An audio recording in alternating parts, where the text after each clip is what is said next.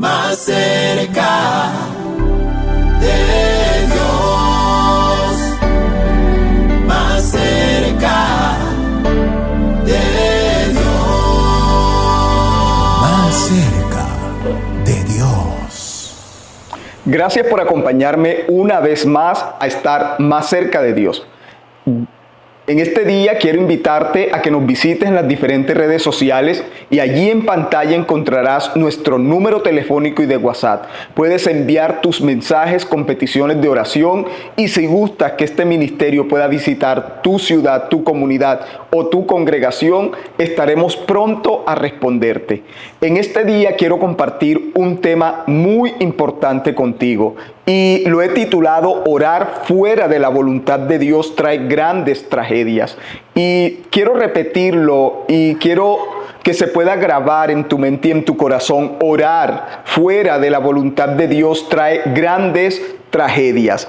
Y quiero basar esta enseñanza en el libro de Segunda de Reyes, capítulo 20. Y dice de la siguiente manera: en aquellos días Ezequías cayó enfermo de muerte y vino a él el profeta Isaías, hijo de Amós, y le dijo: Jehová dice así: ordena tu casa porque morirás y no vivirás.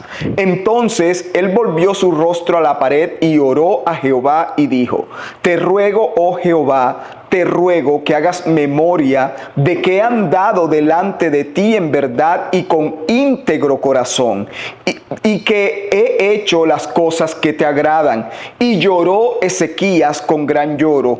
Y antes que Isaías saliese hasta la mitad del patio, vino palabra de Jehová a Isaías diciendo: vuelve y di a Ezequías, príncipe de mi pueblo, así dice Jehová, el Dios de David tu padre: yo he oído tu oración y he visto tus lágrimas, y he aquí que yo te sano. Al tercer día subirás a la casa de Jehová y añadiré a tus días 15 años y te libraré a ti y a esta ciudad de mano del rey de Asiria y ampararé esta ciudad por amor a mí mismo y por amor a David mi siervo. Bien, aquí podemos ver en las escrituras algo bastante importante y particular.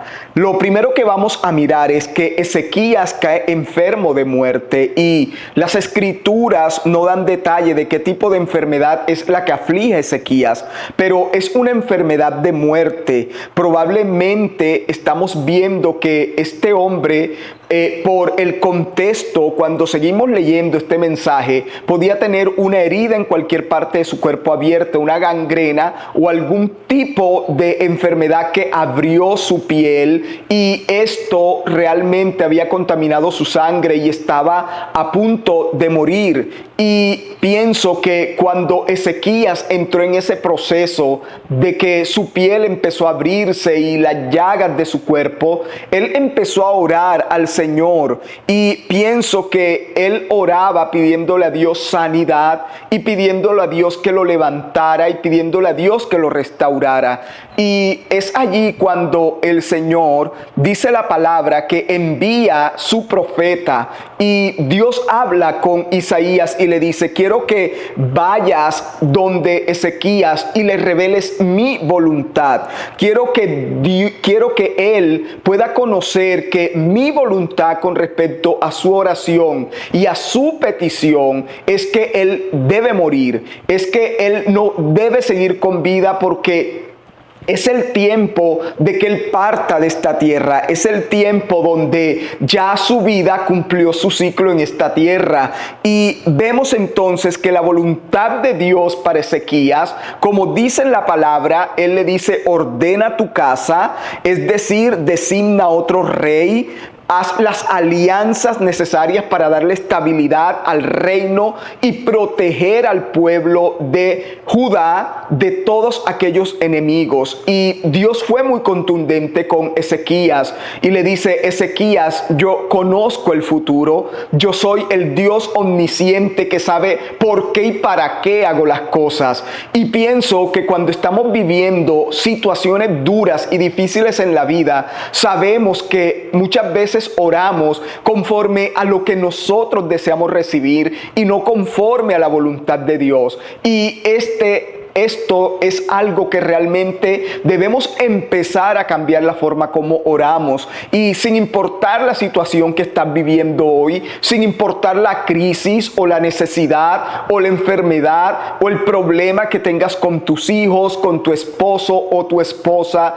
o con el problema económico, financiero, o el problema que está ahora mismo afligiendo tu alma, lo más importante en medio de tu oración es decirle: Señor, haz tu voluntad en esta situación que estoy atravesando. Haz tu voluntad en este problema, Señor, que no sé cómo voy a resolver. Pero pedir la voluntad de Dios nos asegura que nuestro corazón sea protegido de un sí y de un no de Dios. Porque quiero que sepas algo muy importante, que el no de Dios también es una respuesta favorable para ti y para mí. Porque muchas veces Dios no nos da cosas, no porque no nos ame, no porque no escuche nuestra oración, no porque Él no desea darnos el deseo de nuestro corazón, es porque simplemente el no de Dios es a través de su omnisciencia y de conocer el futuro y de conocer las cosas por venir, sabe que si nos da eso, nos dañará y nos perjudicará nuestras generaciones, nuestro presente, nuestro mañana. Y es por eso que muchas veces Dios simplemente dice no a muchas de nuestras oraciones, y Dios dice: yo quiero hacer mi voluntad en tu vida, quiero que en medio de esta situación que estás viviendo empieces a orar para que yo actúe de la manera en que yo creo que deba actuar y no en la manera en que tú piensas que Dios deba actuar. Entonces vemos que Dios le dice: definitivamente, Ezequías, tú vas a morir, yo quiero que tú lo prepares todo, yo quiero que tú empieces a organizar la casa. Y Ezequías, al escuchar la voluntad de Dios y los designios de Dios, dice la palabra que volvió su rostro a la pared y él empezó realmente a quebrantarse de corazón, empezó a derramar su alma, se humilló delante de Dios, olvidó su estatus, olvidó su condición de rey, olvidó su autoridad terrenal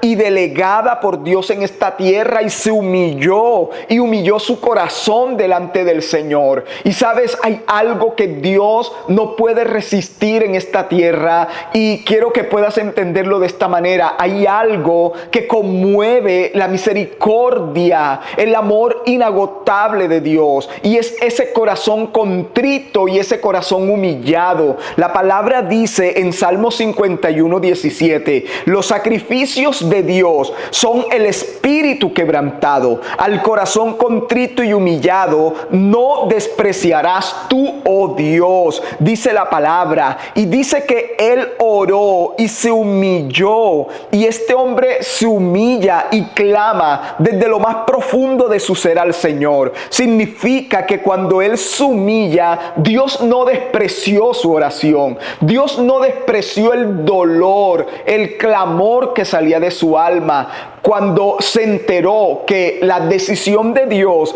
con respecto a su enfermedad era para muerte. Y me pregunto cuántas veces nosotros sabemos el designio de Dios para nuestra vida, pero no es lo que nos agrada, no es lo que nos conviene, no es lo que queremos. Y es allí donde empezamos con una oración persistente y persistente, y nos humillamos y lloramos y clamamos a Dios, pero no clamamos la voluntad de Dios, clamamos nuestro deseo. Nos humillamos por nuestro anhelo, por nuestro parecer, por nuestro querer. Y es allí donde empieza el gran problema de esta situación, porque vea, cuando nosotros vemos que el profeta le dice a Ezequías: vas a morir. Él dice que Ezequías no había salido del palacio cuando él se postró y se humilló delante de Dios. Dice la palabra que si se humillare mi pueblo, sobre el cual mi nombre es invocado, y oraren y buscaren mi rostro, y se apartaren de sus pecados, yo oiré desde los cielos, perdonaré sus pecados y sanaré su tierra. Es una promesa de Dios que cuando el hombre se humilla, el corazón de Dios se abre en bondad y misericordia. Y es allí donde vemos la bondad de Dios al recibir la oración de este hombre. Y mire, esta no fue una oración superficial, esta fue una oración con dolor, con gemido, con agonía, con mucha angustia, y era algo que salía. Y no sé si usted lo ha vivido, si usted le ha pasado, pero hay momentos donde las palabras no salen de nuestra boca, sino simplemente lágrimas y un gemido que sale desde lo más profundo, desde acá de nuestro ser, desde nuestra propia alma, nuestro propio espíritu. Y ese es el gemido, ese es el clamor que llega a la presencia de Dios. Y sabe algo que es muy importante, y es que Ezequiel clama a la voluntad, no a la voluntad de Dios, sino a la misericordia, a la bondad y a la compasión de Dios. Ahora vemos algo muy importante, y es que Dios escuchó la oración de Ezequías, y cuando Dios la escucha, inmediatamente hace que el profeta se devuelva desde la mitad del patio del palacio y le diga que por su oración, humillación y sus lágrimas, el Señor lo sanaba. Y las promesas que Dios le da después de ese clamor a Ezequías fueron realmente maravillosas. Y hasta allí la historia es fenomenal, y vemos cómo Dios glorifica su nombre, y vemos que las promesas usted lo puede leer allí en la misma escritura que leímos anteriormente, y dice que las promesas fueron: te sanaré completamente. Es decir, Dios le dijo a Isaías: dile a Ezequías que será completamente sanado, dile que le añado 15 años más de vida, dile que lo libraré a él y esta ciudad de manos del rey de Asiria, y dile que ampararé esta ciudad por amor a mí mismo y por amor a David mi siervo. Y dice que también le da la medicina o el remedio que curará su herida y curará esa enfermedad de muerte. Ahora vemos cómo ese Dios de amor y de bondad se derrama, se derrite de misericordia al escuchar a un hombre que clama y gime delante de él. Pero sabe, es algo donde es allí el cuidado que tenemos que tener en medio de nuestras oraciones, porque cuando él ora, y esa oración osada que hace Ezequías es lo que desata la voluntad que yo llamo la voluntad permisiva de Dios en medio de una crisis, en medio de una circunstancia.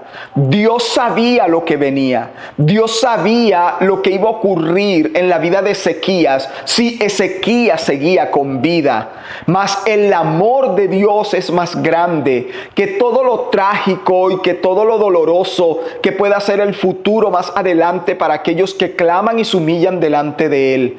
Mas sin embargo, si Ezequías hubiese clamado la voluntad de Dios, Dios le hubiera dado a entender que lo mejor era que él muriera en ese tiempo en que Dios le dijo. Pero miren lo que ocurre, y es que muchas veces no orar por la voluntad de Dios trae consecuencias grandes a nuestras generaciones. Los textos que siguen a lo que leímos en Primera de Crónicas 20 es realmente sorprendente. Dice que cuando Ezequías, en el versículo 14, dice: entonces el profeta Isaías vino al rey Ezequías y le dijo: ¿qué dijeron aquellos varones y de dónde vinieron a ti? Y Ezequías le respondió: de lejanas tierras han venido, de Babilonia. Y él volvió a decir: ¿qué vieron en tu casa? Y Ezequías respondió: vieron todo lo que había en mi casa, nada quedó en mis tesoros que no le mostrase. Entonces aquí vemos algo muy importante. Vemos que luego que Dios le regala 15 años más de vida a Ezequías, el corazón de Ezequías empieza realmente a endurecerse. Realmente empieza a tener una actitud no correcta delante de la presencia de Dios. Y quiero que podamos ver lo que dice el Señor en su palabra, y podamos ver realmente cómo Dios tuvo que hacer algunos cambios, no solamente en la parte política, sino también en la parte espiritual de Judá, cuando ocurre esta situación con Ezequías. Ahora vemos algo muy importante en las Escrituras, y es que durante esos 15 años de vida, ¿verdad?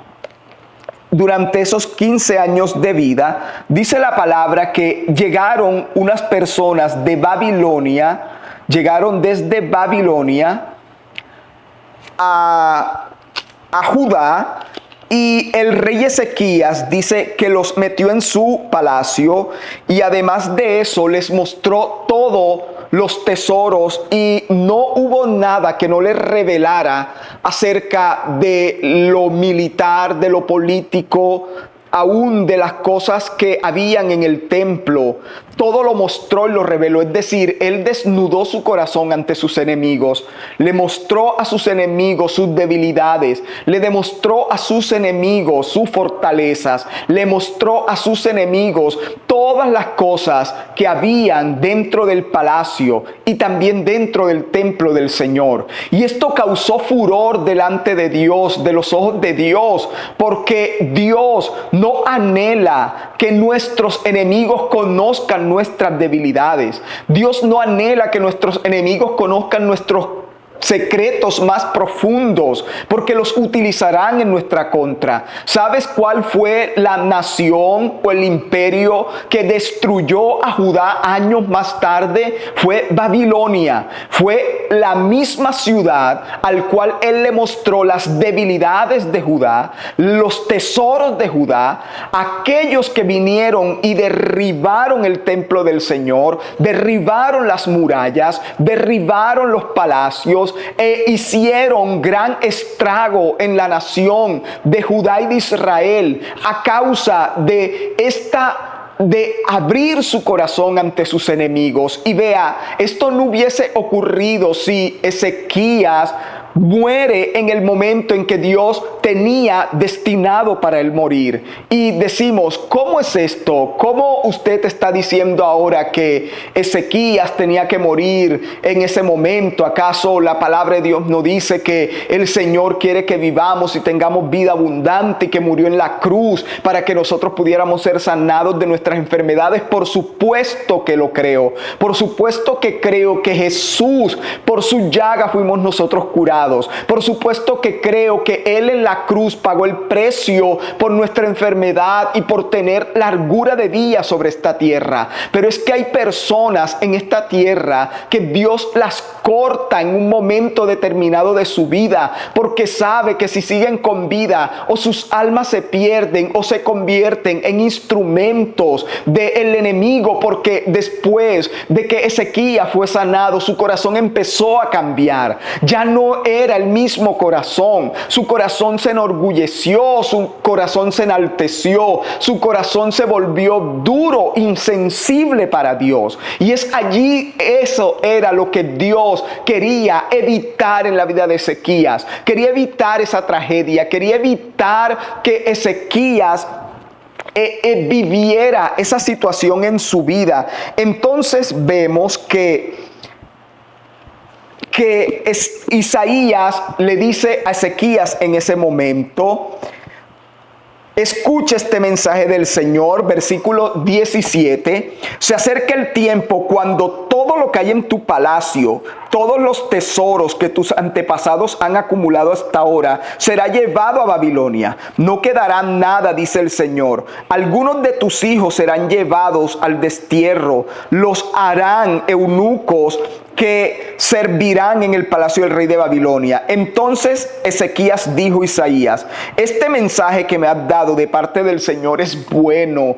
Y ¿sabe quién puede decir que eso es bueno? Este mensaje que me has dado de parte del Señor es bueno. Pues el rey pensaba: por lo menos habrá paz y seguridad mientras yo viva. Y ¿sabe cómo su corazón se pudo convertir en ese corazón endurecido, frívolo, en ese corazón lleno de orgullo, de arrogancia, de prepotencia. Él dice, por lo menos yo moriré en paz, en calma y en tranquilidad. Que mis generaciones vivan y pasen lo que tengan que vivir, mientras que yo muera tranquilo. Y sabe, eso ocurrió porque el corazón de Ezequías se enfermó. Y precisamente esa clase de enfermedad espiritual, cuando el corazón se desanima, cuando el corazón se endurece, cuando el corazón se enorgullece, cuando el corazón se aparta de la voluntad de Dios, es cuando vienen este tipo de tragedias. Dios dijo, vendrá el día en que a los mismos enemigos que les mostraste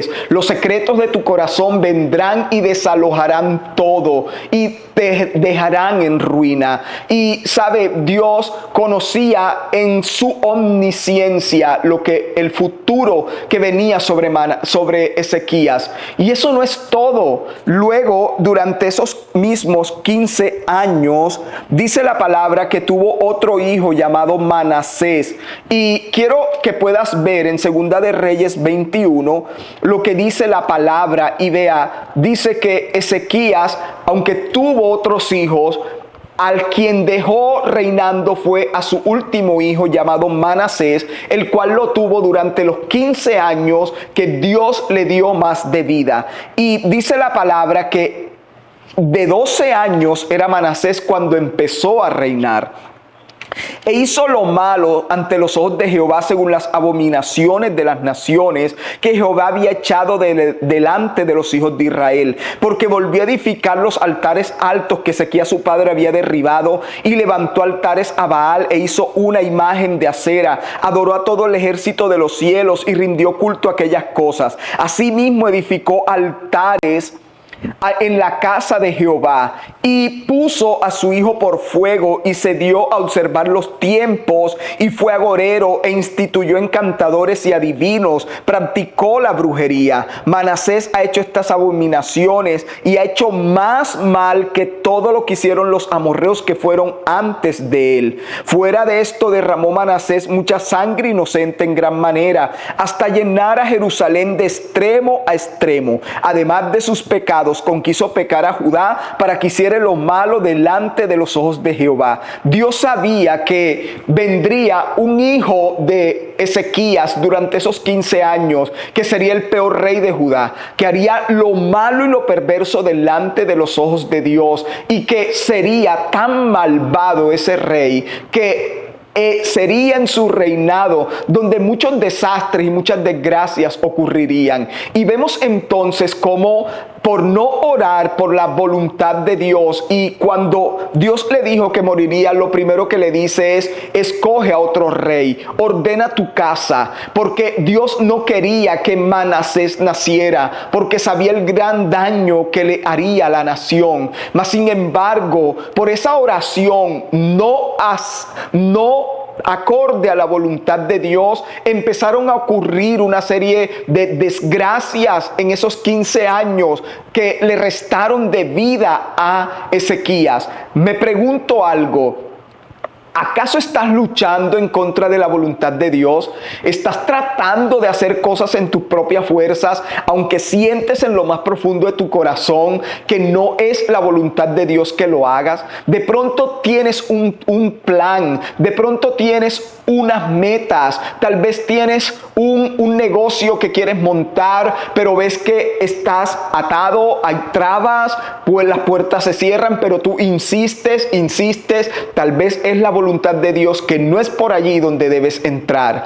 Tal vez tú estás anhelando cualquier tipo de cosas y ves que no lo logras, pero no has logrado entender que tal vez no es la voluntad de Dios, que Dios te tiene para otras cosas, que Dios quiere hacer en tu vida otras cosas. Y creo que orar por la voluntad de Dios es como dice Romanos 12:2: no os conforméis a este siglo, sino transformaos por medio medio de la renovación de vuestro entendimiento, para que comprobéis cuál sea la buena voluntad de Dios, agradable y perfecta. Y sabe, la voluntad de Dios es buena, agradable y perfecta. Y no siempre lo que Dios determina para nosotros creemos para nosotros que es bueno, ni creemos que es agradable y mucho menos perfecto, pero para Dios sí lo es. Y la voluntad perfecta de Dios, agradable y buena, es porque Él sabe que aunque al principio no nos guste, aunque al principio nos parezca que